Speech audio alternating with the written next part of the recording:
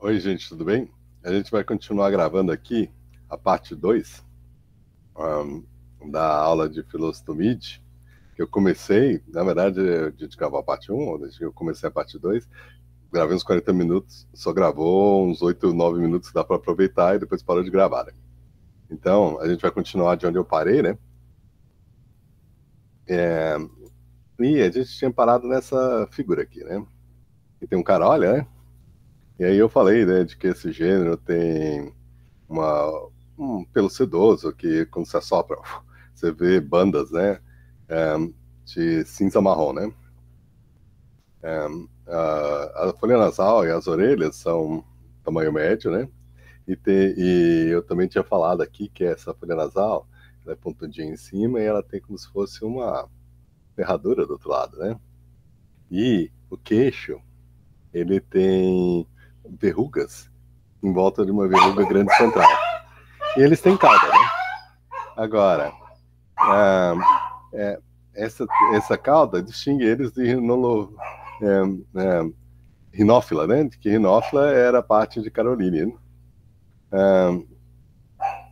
Ah, a dieta consiste em frutos, insetos e às vezes néctar, né? E eles são encontrados numa ampla distribuição do México à Bolívia e ao sul do Brasil. A importância deles é que eles comem sementes de plantas colonizadoras, como vísmia e pipe, né? O gênero da pimenta, né? E eles são cruciais para a reflorestação nas terras tropicais, né? Porque eles voam em cima de clareiras e defecam no meio, e aí a recolonização começa facilitada pelos morcegos, né? É, o, eles normalmente estão em pequenos grupos, né? Ou só de machos, ou de um macho com algumas fêmeas, né? Eles ficam na folhagem, mas na caverna, em ocos de árvores, e frequentemente eles compartilham com outras espécies, né? Isso que aí o que a gente descobriu? Depois daquele artigo do Baker, a gente descobriu que, na verdade, o Rhinófila e Carolia foi tradicionalmente colocado na família Carolinea porque eles têm um arco isogomático incompleto e possuem os dentes parecidos, né? Esse dente aqui de insetívoro que se torna onívoro e frugívoro e nectarívoro, né? Então, parece um padrão ancestral para Stenodematine, né? Agora, os estudos moleculares, na verdade, recuperam Rhinófila como um grupo irmão de Stenodematine, mas que algumas pessoas chamam esse clado de nulicauda, né? Porque eles não têm cauda. E o Carolia fica junto com outros, né? Então não é um grupo monofilético, então não dá para botar a Rhinófila dentro de Caroline. Aí a gente criou então um grupo Rhinofiline, né? Que aí a gente vai falar aqui dos dois, né? É, é, então, agora, dentro de Caroline, só tem um gênero, Carolia, né? Então, como a gente distinguiu os dois, né? O Carolia tem uma verruga grande central e verrugas em volta, né? Dessa verruga grande central, né? Na face, né? E ele tem uma cauda, né? Então, tem essa cauda aqui, né? Enquanto que Carolia, né? Enquanto que Rhinófila não tem cauda, né? E ao invés de ter uma verruga grande central e verrugas em volta, ele tem algumas verrugas e tem duas verrugas centrais, né? Então é fácil distinguir entre os dois, né? Fora que Rhinófila é metade do tamanho do Carolia, né? Então aqui a gente tem Carolia brevicauda, né? Que é um pequeno morcego, né? Que tem uma distribuição ampla na América Central e do Sul, né? Chegando até a Bolívia. E ocorre no começo das Antilhas ali, Trindade e Tobago, né? Ele tem uma coloração cinzenta, né? E um rabinho curto. E, né, como em outros caras, olha, e dá para ver nessa foto, tem uma verruga grande central e verrugas em volta, tá bom? E ele gosta de floresta secundária, inclusive áreas que foram abertas para fazer cultivo, né? E se abriga em cavernas, ocos de árvore, e prédios, e mesmo na parte de baixo das folhas de bananeira, né? Essa espécie forrageia no subbosque, e a dieta dele é primariamente fruta, né? Mas ele também pode comer insetos, néctar e pólen, dependendo da época do ano. Uma comida favorita deles é piper, piper silvestre, né? Em arbustos, né?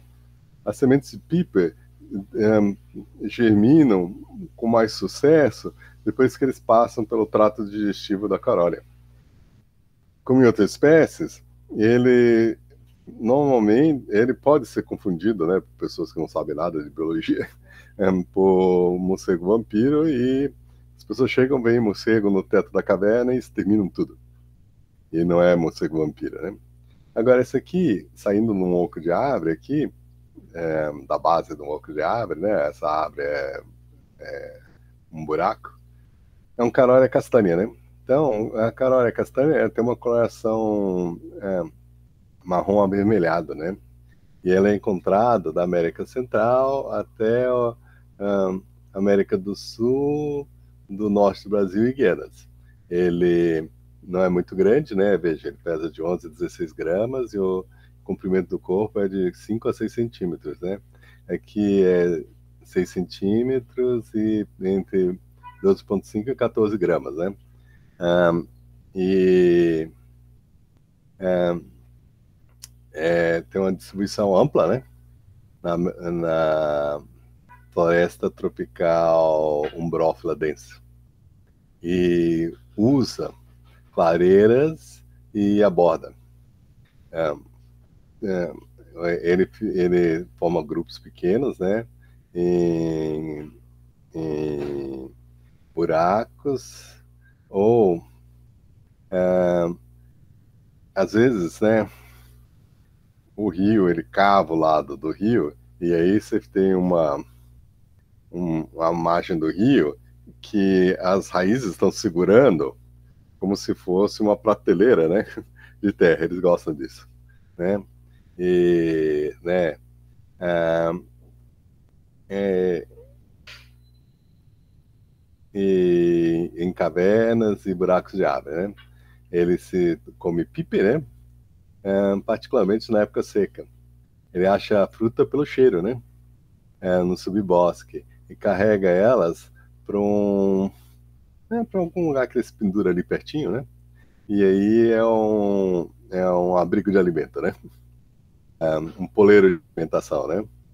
Esse morcego emerge bem depois do pôr do sol, e os estudos indicam que ele acha a maior parte da sua comida nas primeiras 3 horas da noite.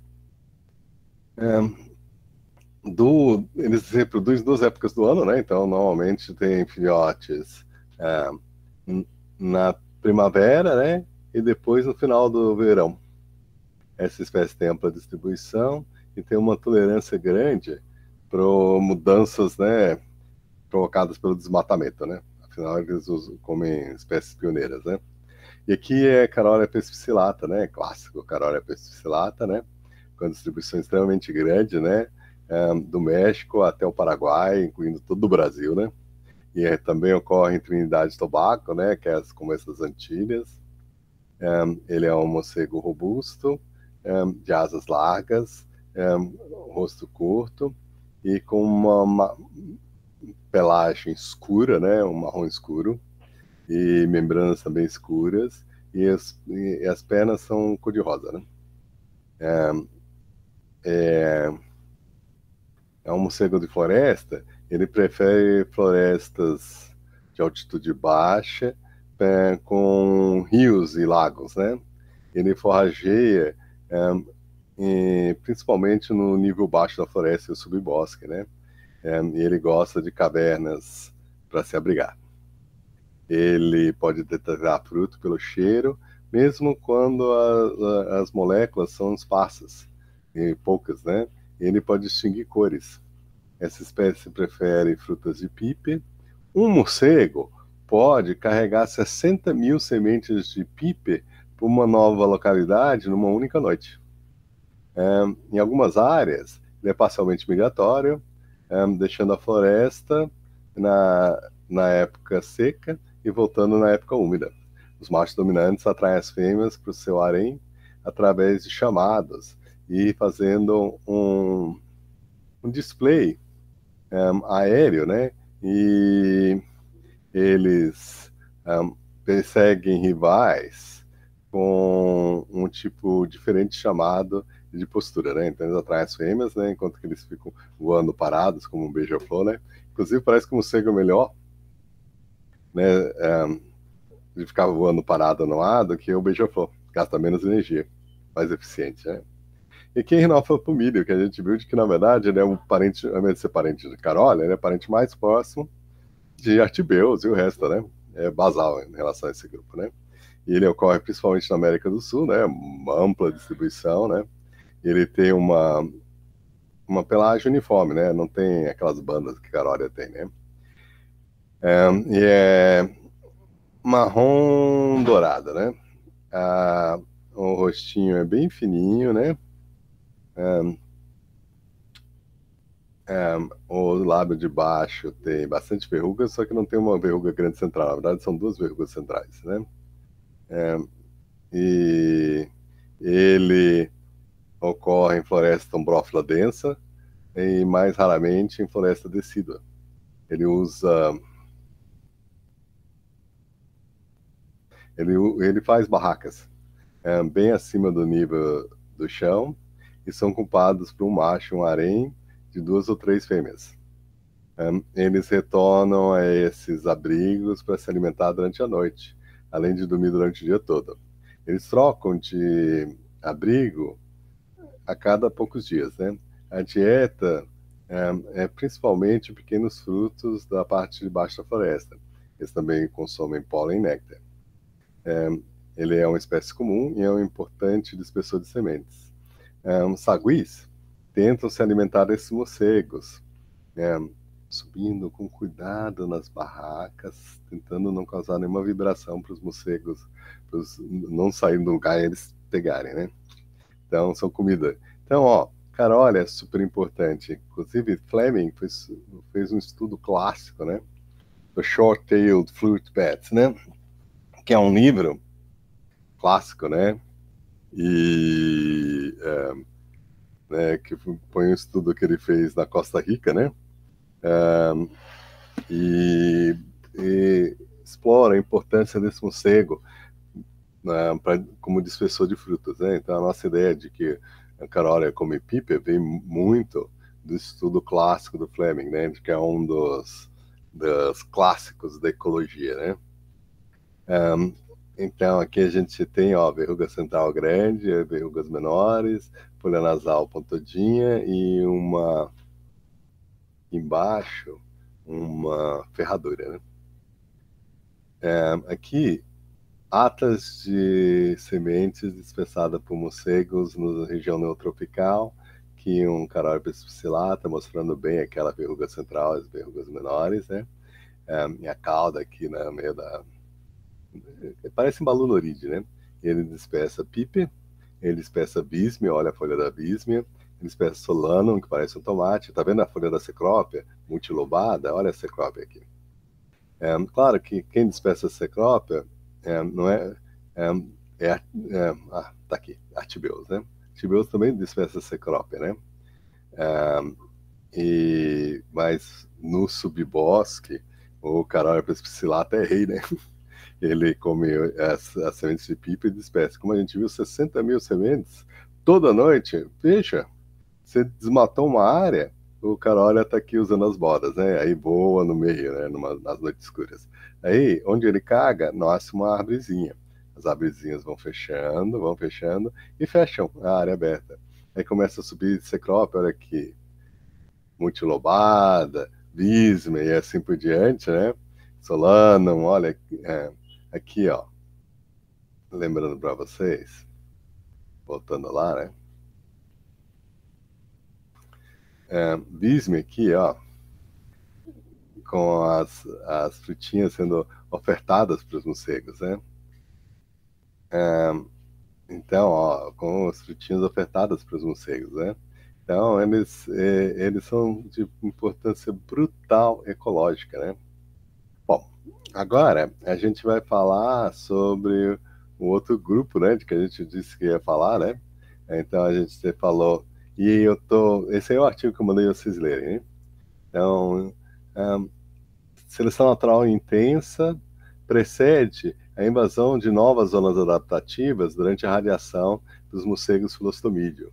É de Rossoni, Assis, Giannini e Marroig. Marroig é professor lá do Departamento de Genética e Evolução, né? Do Departamento de Genética lá do Instituto de Biociências da Universidade de São Paulo, né? Que a gente publicou no Scientific Reports da Nature em 2017, né? Então, é um artigo super importante. E aqui a gente tem os grupos de filostomídia, né? Então, veja, macrotine, microtinerine, filostomine, rinofiline, rinofiline tá aqui, ó.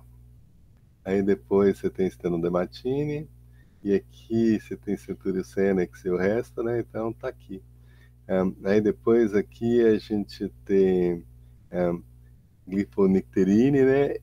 E aí a gente tem loncofiline, loncorrine, glossofagine e desmodontine, né? Então caroline está aqui, rinofiline está aqui, né? E isso aí, e como caroline está junto com glifonicterine, é mais aparentado com glifonicterine, que tradicionalmente está dentro de filostomine, né? Antes de fazer grupo com rinófila, então a gente é obrigado a chegar à conclusão que caroline não dá para incluir esses dois, porque é um grupo parafilético, né? Agora, eu quero que vocês percebam uma outra coisa que a gente vai começar a falar. Glossofagine está junto com braquifiline e filonicterine, né? Mas loncofiline está separado por loncorrina. Então vamos ver. Néctar, insetivoria obrigatória, néctar, tá bom? Sangue vermelho, né? Marrom é ancestral, né? Então a dieta mista, né? Onívora, né? Predominantemente insetívora, né? Mas come outras coisas, né? E uma mudança para primariamente frugívoro, verde, e estrito frugívoro, azul, tá bom? E finalmente, o que a gente tem? Cor-de-rosa é carnívoro, cor-de-rosa ou roxo, né? Um roxo cor-de-rosa ou um cor-de-rosa arroxeado, né? Lilás, sei lá. E laranja, a gente tem onívoro. E veja, de onívoro muda em macrófilo para insetívoro obrigatório, né? Aí veja, micronícteris é insetívoro, né, que come outras coisas, né, mas não chega a ser onívoro, né? Porque ele é predominantemente insetívoro, mas come outras coisas. E aí, ó, macrotine é insetívoro estrito. Então, loncofiline está fora do grupo que inclui glossofagine, braquifiline e fluonicterine, tá? Então, isso aí foi uma das surpresas do molecular, né, que a gente viu no Baker, e de que aí foi estudado nesse artigo aqui que fala que deriva genética não é tão importante quanto seleção natural para explicar essa diversificação, tá? Bom, então a família Phlostomidae tem a subfamília Brachyphyline, a subfamília Phyllonyctyrine, e depois a gente vai ver Loncofiline e Glossophagidae, mas vamos começar com esses, né? Então, Brachyphylla tem uma distribuição, eu pus os mapas aqui, porque senão a gente não vai ver, né? A ilha de Espanhola é a ilha que tem o Haiti e a República Dominicana, né? Bahamas estão perto dos Estados Unidos, né? Indo para a Flórida, né? Cuba, Jamaica embaixo de Cuba, Puerto Rico, depois de Espanhola, né? Aí depois você tem as ilhas Saint John, né? Saint Croix da Cruz, né? Barbado, Antígua, né? Montserrat, Dominica, São Vicente, Barbados, né? E isso aí é tudo interessante, e Trindade e Tobago ali embaixo, perto da Venezuela, né? E esses nomes são interessantes porque Piratas do Caribe, né? Se passa nessa região, né? E esses nomes são associados à pirataria, né? Bom, é, em 1600, o que é que seja, né? Bom, o gênero Brachyphylla, né? Tem Brachyphylla cavernarum, que ocorre em Porto Rico, as Ilhas Virgens, as Pequenas Antilhas, São Vicente e Barbados, né? E Brachyphylla nana de Cuba, né? Na Ilha Espanhola, ou seja, Haiti, República Dominicana, mas na Jamaica ele está extinto. Depois, a gente tem nas Bahamas, tá? Então são duas, gênero Brachyphylla tem duas espécies, e gênero Philonycterini tem Aerófila, né? E tem Philonycteris, né? E Aerófila são os morcegos de flores marrom, e o Philonycteris é uns morcegos de flores das Antilhas, né? Então, Aerófila tem Bombifrons e Cesecone, né? Que ocorre em Cuba, Jamaica, Espanhola, Porto Rico, Bahamas, Ilhas Caimã. E Philonycteris, né? A fila é da Jamaica, maior é de Porto Rico e Pueri é de Cuba, tá? Então eles provavelmente evoluíram nas Antilhas, né? E aqui a gente tem Brachyphylla nana. Então eles têm um papel assim de Artibeus jamaicenses, né? Artibeus fimbreatus, sei lá, né? E o tamanho deles, ó, tem de entre 7,5 centímetros a 9 centímetros o comprimento total, né? Ele é encontrado nas Ilhas Caimã, Espanhola, Ilha das Pinheiras e assim por diante. Ele tem uma flor, uma pelagem marrom uniforme, né? E um rostinho curto e o narizinho dele é bem proeminente, né? O focinho, né? As aberturas das narinas, né? Ele não tem folha nasal praticamente, né? Os olhos são pequenininhos, as orelhas são pequenas e pontudinhas, e ele forrageia em uma grande variedade de ambientes, né? Quando tem a fruta, né? E ele gosta de cavernas úmidas e quentes. As colônias podem ser bem grandes, os machos dominantes defendendo seus haréns e fêmeas bem no alto da caverna, né?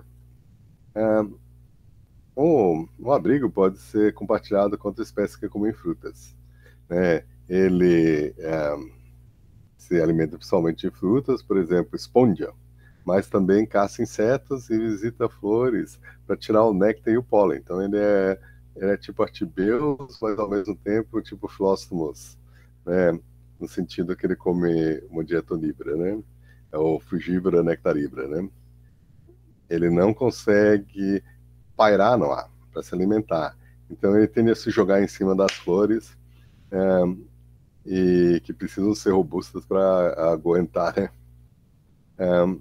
Ele é comum na Cuba e na Ilha dos Pinheiros, mas é raro no Haiti e ficou extinto na Jamaica, tá bom? Então são os Brachyphylla cavernarum, né? Aqui, ó, folha nasal inexistente praticamente, tá bom? Ele é um filostomídeo com, ó, folha nasal inexistente praticamente, né? Ele tem um crâniozinho que lembra, sei lá, né, algo intermediário entre Artibeus jamaicenses e Filósofos, sei lá, né?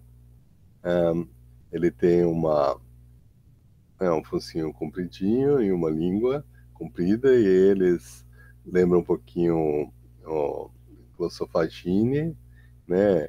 Eles têm uma folha nasal praticamente ausente, e eles ocorrem em algumas ilhas do Caribe, né? Eles são cinzas a um amarelo esbranquiçado em cima, e a ponta do pelo é marrom, a região do ombro, pescoço e a cabeça.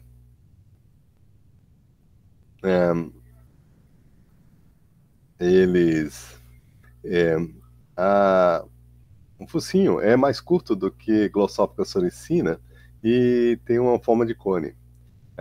A folha nasal e a cabo é quase ausente. esses morcegos têm asas bem curtas em relação aos outros membros da família.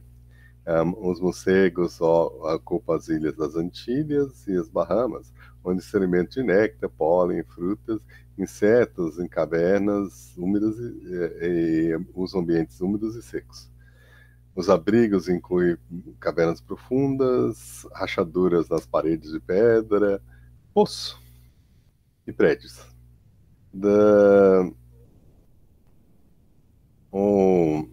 Né, esse é o Lesser Brachyphylla nana, né?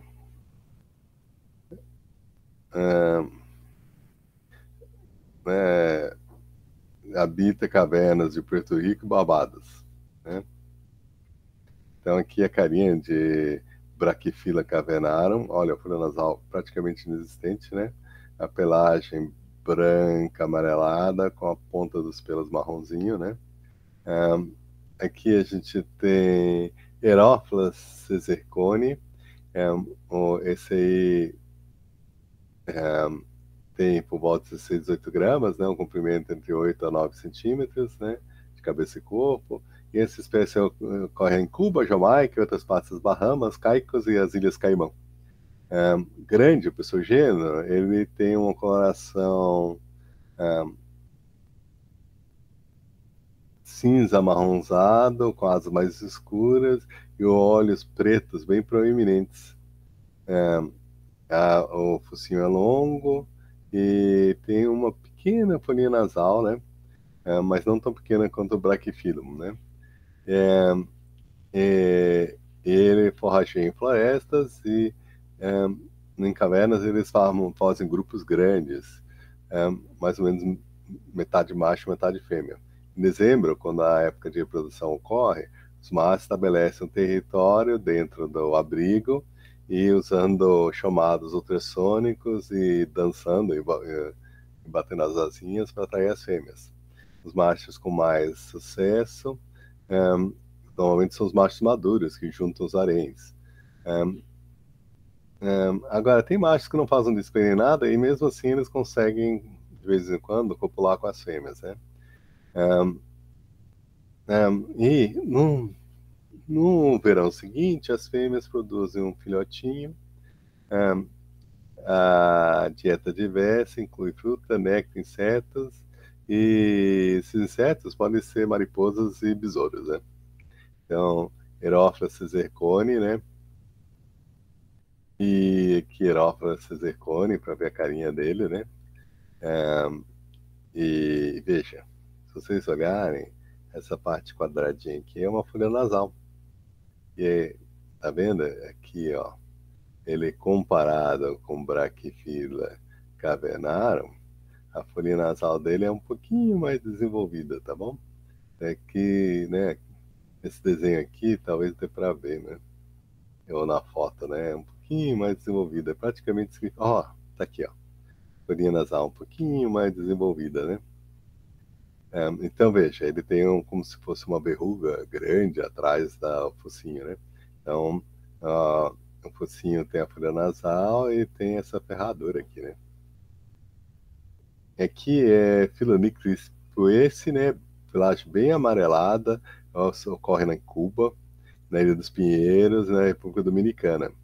Ele tem uma coloração amarela brilhante e membranas marrons. Ele tem um focinho comprido, com uma pequena folhinha nasal em cima, né? Pequenos olhos e orelhas pontudinhas, né? E ocorre na floresta, na borda da floresta e em região arbustiva. E se alimenta de flores grandes e bem estruturadas que podem aguentar o peso deles, já que eles não conseguem pairar no ar, feito um beija-flor ou um glossófaga, né? A pelagem densa é um, é um grande, né? Consegue pegar pólen com muita facilidade, enquanto que o morcego se alimenta, né? É um grande polinizador. Ele gosta de cavernas grandes e essas cavernas podem ser enormes. Por exemplo, Cueva de los Marrais é uma caverna gigantesca em Cuba, que tem talvez 1 milhão de indivíduos, junto com milhares ou milhões de outros morcegos de uma dúzia de outras espécies. Sua presença aquece a caverna para uma temperatura de 43 graus. Toda noite, eles polinizam 10 milhões de flores, tanto na região selvagem quanto na região cultivada. Então, eles são talvez os polinizadores mais importantes de Cuba, né? Bom, aqui está falando de Phyllonyctes, é similar em termos ecológicos para a Aerófila, né? Também contém, ocorre no Caribe, tem 2 espécies, né? Phyllonyctes afila ocorre só na Jamaica, ocorre em 2 lugares, né? 2 abrigos, e juntos deve ter 250 indivíduos, então está praticamente extinta, né? E, e a outra, Phyllonyctes poesse, tem uma distribuição mais ampla e está descrita aqui, tá? Agora, aqui a gente vai mudar, né, para Glossophagidae, né? Então, eu vou fazer uma pausa, né, para ver se a gente conseguiu gravar isso aqui, né? Depois eu continuo.